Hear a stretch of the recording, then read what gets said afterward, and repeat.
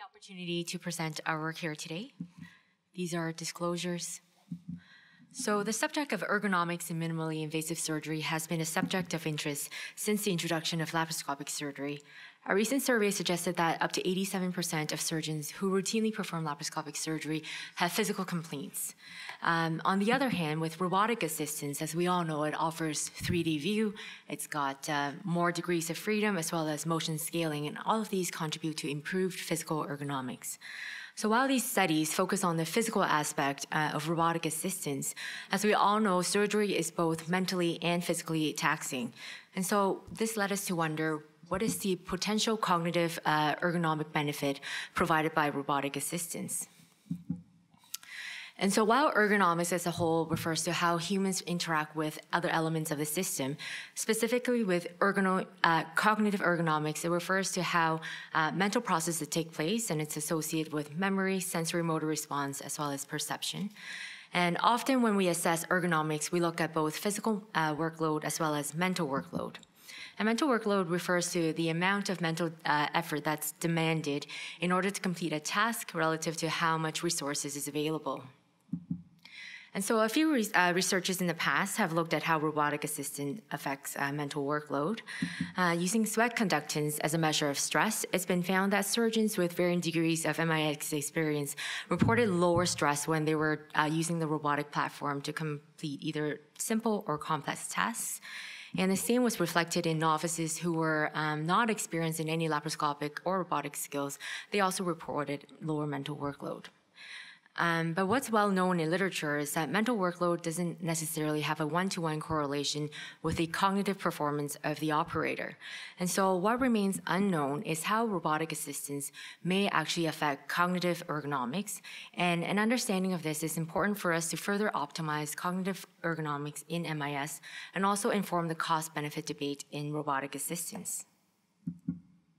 So in order to address this question, we designed a study with the objective to assess the impact of robotic assistance on mental workload and subsequent downstream cognitive performance in surgical trainees performing a complex laparoscopic suturing task. And what we hypothesized was that robotic assistance would decrease mental workload and help preserve the cognitive performance. Our study population included residents from general surgery as well as urology and gynecology who were selected because we believed they would have an interest in laparoscopic and robotic suturing. And they were randomized into one of the two groups, stratified by the surgical program as well as the level of training.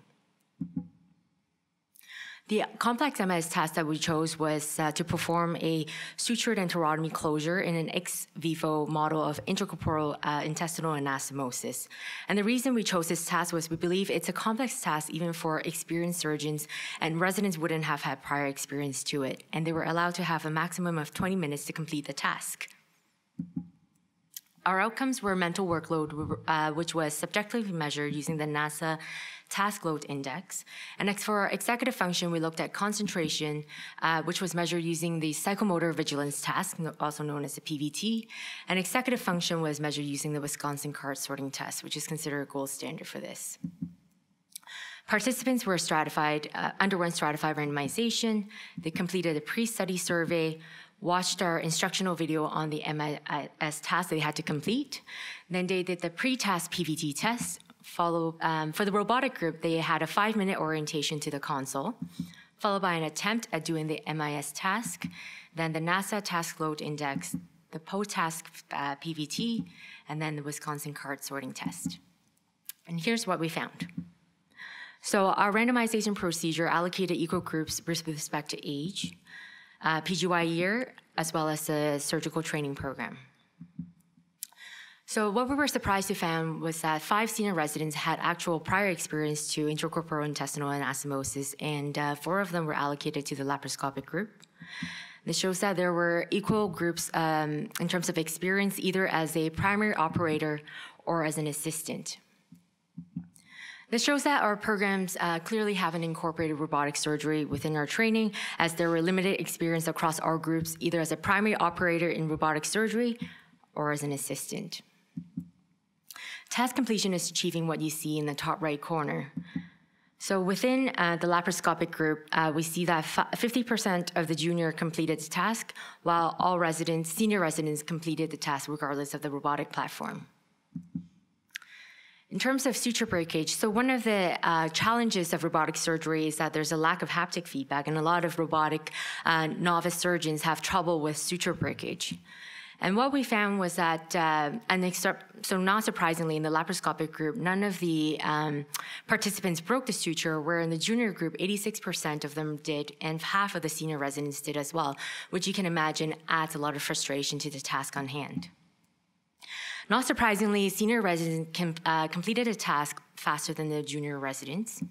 Within the junior resident group, there was no difference between the laparoscopic and robotic group. Well, surprisingly, within the senior group, they took significantly longer in the robotic group compared to the laparoscopic group.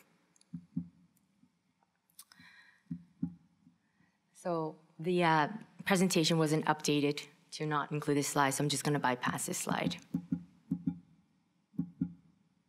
So contrary to previous report, we actually didn't see a difference in terms of mental workload between the robotic platforms, either in the junior or the senior groups. And then in terms of looking at the downstream cognitive performance, so the outcome that's measured by PVT is a reaction time test. And what we found was that within the laparoscopic group for juniors, when the test was done after the task, we found that the reaction time was significantly longer compared to pre-task, whereas this difference wasn't observed in the robotic group among junior residents. Among senior residents, we saw that there were no differences regardless of the robotic platform or robotic or laparoscopic platform. Again, this was meant to be excluded. So when we focus our attention to the Wisconsin card sorting test results, we had an interesting finding. So one of the metrics is called failure to maintain set. This is an error that's committed by the participant when they already have a correct matching rule and then they commit a mistake. And so what we found was that in the laparoscopic group, 50% of the junior residents committed this error compared to 13%. Whereas in the robotic group, you can see that there's a dramatic difference where the senior residents have a much higher rate of committing this error. So I should point out that the Wisconsin card sorting test is one of the gold standard for measuring the frontal lobe dysfunction in population like traumatic brain injury or people with dementia. But for any senior residents who are in the group, don't worry, it doesn't mean that you have a frontal lobe dysfunction per se, but this error specifically refers to a non-preservation error, and it's actually a reflection of distraction or inattention. So what we found was that robotic assistant did not provide performance advantage to either junior or senior residents, and we did not observe a difference in subjective mental workload regardless of the training level. However, within the junior resident group, what we saw was that their cognitive performance deteriorated after performing this complex task using laparoscopic platform, whereas it was preserved when there was robotic assistance. In contrast, we didn't see this in the senior residents. In fact, on the other hand, they actually had deteriorated cognitive performance with robotic assistance compared to laparoscopy. And there could be a couple explanations regarding this.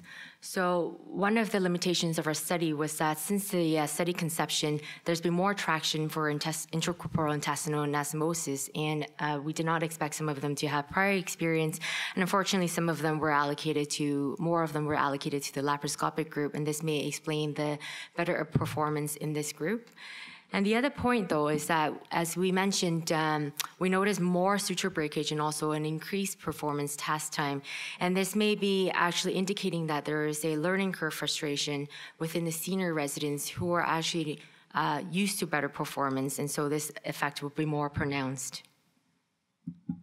So in conclusion, what we observed, at least in this population, was that robotic-assisted surgery may not be as intuitive as previously thought. And while not conclusive, given the fact that we saw that senior residents struggle with it, it may be actually mentally taxing to use the robotic assistance, and we would strongly recommend that there's formal training prior to initial clinical exposure. Thank you.